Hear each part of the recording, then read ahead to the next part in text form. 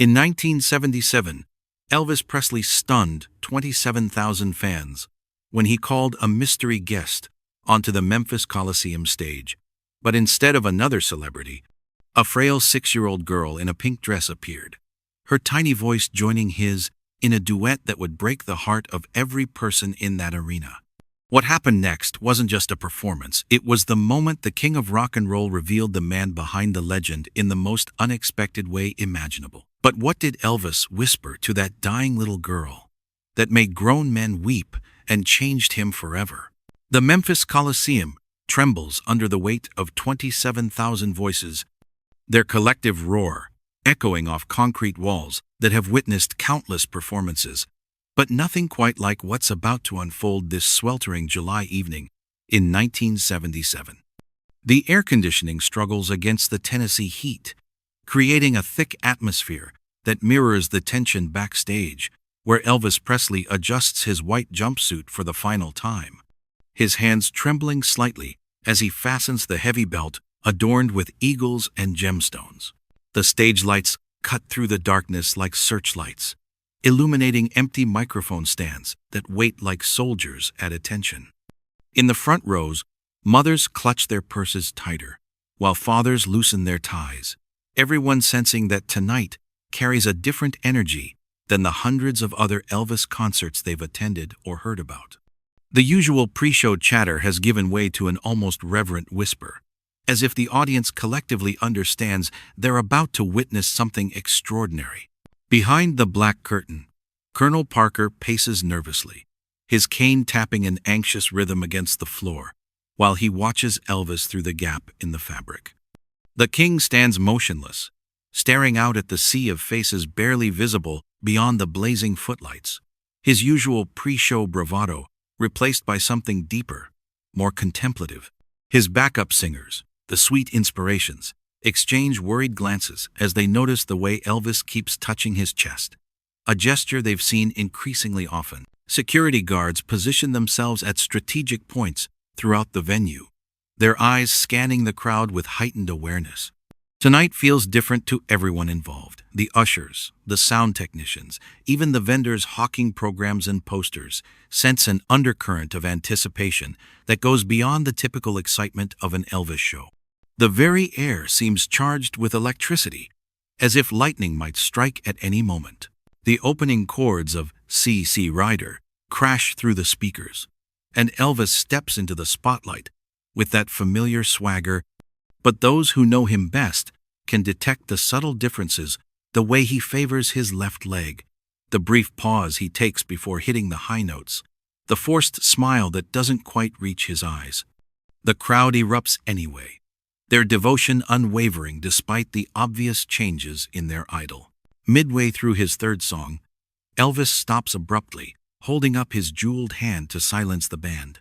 The sudden quiet is deafening, broken only by the hum of amplifiers and the unified intake of breath from the massive crowd. He walks to the edge of the stage, his voice dropping to that intimate whisper that somehow carries to the back row, and speaks words that will echo in this Coliseum long after the last note fades. Ladies and gentlemen, tonight I have something special planned, something I've never done before in all my years of performing. The audience leans forward as one organism, sensing the gravity in his tone. Elvis's eyes scan the crowd, and for a moment, the mask of entertainment slips completely, revealing something raw and vulnerable underneath. I'm going to bring out a mystery guest who's going to help me with a song tonight, and I promise you, this little lady is going to touch your hearts in a way you never expected. The weight of fame sits heavy on Elvis's shoulders as he retreats momentarily behind the amplifiers, his breath coming in short gasps that have nothing to do with the stage lights and everything to do with the pharmaceutical cocktail coursing through his system. Dr. Nichopoulos had adjusted his medications again this morning, promising they would help with the chronic pain that has become his constant companion. But Elvis knows the real ache comes from somewhere more profound than any pill can reach. In the wings, his bodyguards Red West and Sonny West maintain their vigilant watch, but their eyes carry the same concern that's been growing for months: as they've watched their friend and employer slowly deteriorate under pressures that would crush ordinary men. The demands never stop the touring schedule that Colonel Parker insists upon, the financial obligations that seem to multiply like cancer cells, the expectations of millions of fans who still see him as the invincible young man who once made their hearts race with nothing more than a hip thrust and a sneer. Tonight's mystery guest wasn't supposed to happen. The Make-A-Wish Foundation had made the request 3 weeks ago through official channels, asking if Elvis would consider meeting backstage with 6-year-old Katie Morrison, whose leukemia had progressed to its final stages. Her only wish, her mother had written in a letter that made Elvis cry when Priscilla read it to him over the phone, was to sing with Elvis Presley just once before she died. Most performers would have arranged a brief backstage meet and greet, perhaps a photo opportunity that would satisfy the foundation and generate positive publicity. But something about Katie's story had reached into the deepest part of Elvis's soul, the part that remembered being a poor kid from Tupelo who found salvation in music when everything else in his world felt uncertain. He had instructed his people to make arrangements not just for Katie to attend the concert, but to join him on stage. Consequences be damned. The decision had created chaos in his organization. Colonel Parker had argued vehemently against it, citing insurance issues and the unpredictability of live television broadcast. The venue managers worried about liability. The band expressed concerns about changing the show's carefully choreographed flow, and even some of his closest associates questioned the wisdom of putting a terminally ill child in front of such a massive audience. But Elvis had made up his mind, with the same stubborn determination that had carried him from truck driver to global icon.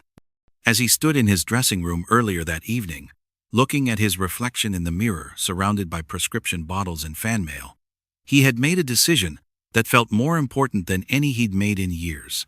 Tonight, he wouldn't just be performing as Elvis Presley the entertainer.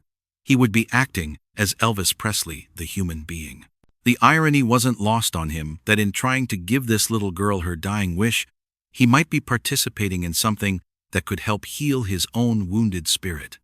As he prepares to return to the stage, Elvis feels something he hasn't experienced in months, a sense of purpose that transcends ticket sales and chart positions. Taking a deep breath that steadies both his nerves and his resolve, Elvis steps back into the blinding lights to fulfill a promise that will change everything. The spotlight narrows to a single beam as Elvis walks back to center stage, his movements deliberate and reverent, as if approaching an altar rather than a microphone. The massive crowd blurs into darkness beyond the lights, but their collective breathing creates an almost sacred silence that seems to press against the walls of the Coliseum. Elvis's voice, when it comes, carries none of his usual showmanship. Instead, it holds the gentle cadence of a man about to introduce someone infinitely more important than himself. Ladies and gentlemen, I want you to meet someone very special tonight. Her name is Katie, and she's 6 years old. And she's got more courage in her little finger than most of us have in our whole bodies. The words hang in the air like a prayer, and somewhere in the vast darkness, a mother's sob echoes off the concrete walls. From stage left, a small figure emerges, guided by caring arms that belong to a nurse whose own eyes glisten with unshed tears. Katie Morrison moves slowly, her tiny legs unsteady beneath a pink dress that her grandmother had sewn specially for this moment, complete with sequins that catch the blazing spotlights like captured stars. Her head, covered by a colorful scarf that can't quite hide the effects of chemotherapy, tilts upward toward Elvis with an expression of pure wonder that stops his heart completely. The audience holds its breath as one as Katie reaches the microphone, which has been lowered to accommodate her small stature.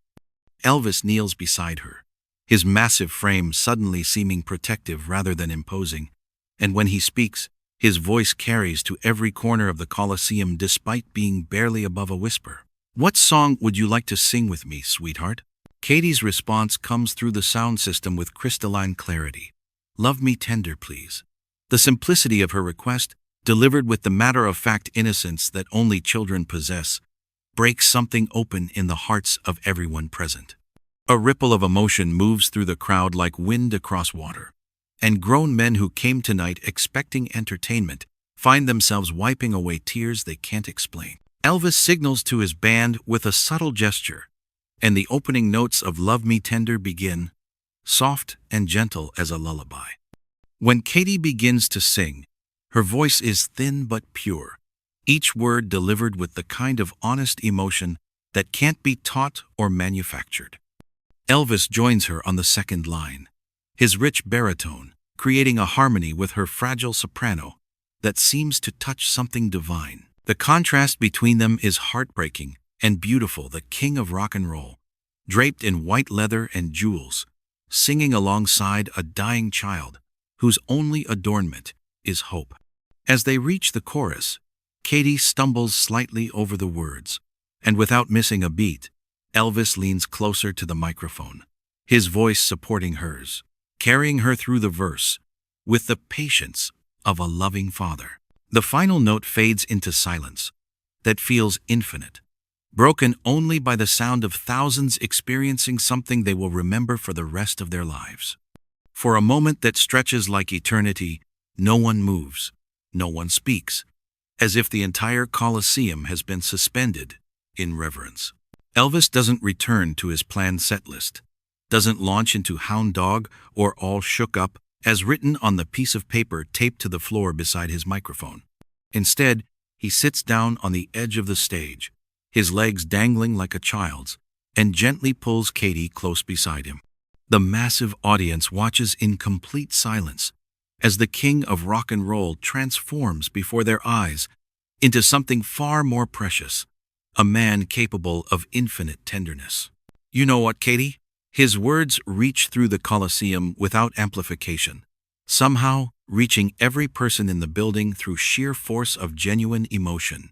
I've sung that song thousands of times, but I've never heard it sound as beautiful as it did tonight when you sang it with me. He reaches around his neck and removes one of his signature scarves, the white silk still damp with perspiration from the intense illumination, and carefully ties it around Katie's small shoulders like a royal cape. The little girl looks up at him with eyes that hold wisdom far beyond her years, and in a voice that's barely audible but somehow reaches every heart in the Coliseum, she whispers, "Thank you for making my wish come true, Mr. Back." Elvis. The simple gratitude in her words strikes Elvis with such force that he has to pause, blinking back tears that threaten to overwhelm his carefully maintained composure. "Sweetheart," he says, his voice thick with emotion, "you just made my wish come true too."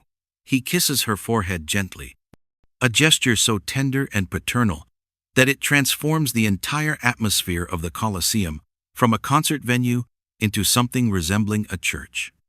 The audience watches this exchange with the reverence typically reserved for witnessing miracles, understanding instinctively that they're seeing Elvis Presley not as an entertainer, but as a human being capable of profound love and compassion. As Katie is helped off stage by the same caring arms that brought her into the lights, Elvis remains seated on the edge of the platform, watching her retreat into the wings with an expression that speaks of loss, hope, and redemption all woven together.